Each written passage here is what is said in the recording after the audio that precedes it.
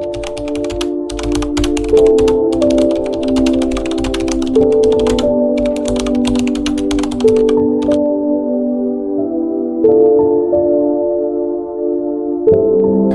lang. Okay naman. Okay lang. Next question, please. Okay naman. Nirarap. Sobrang hirap. Ayoko na! Ayun, parang kami. Hindi ko maintindihan. Para sa akin, hindi madali dahil bagong guro. Siyempre, bagong subject na naman. Oo. Madami. Meron naman. Wala siguro. Oo naman. Minsan. Wala naman silang pakialam. Kailangan pala yon.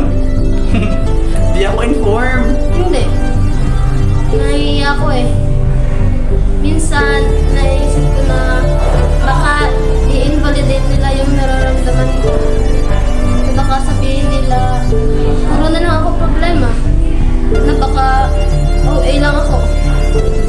Pagod na ako.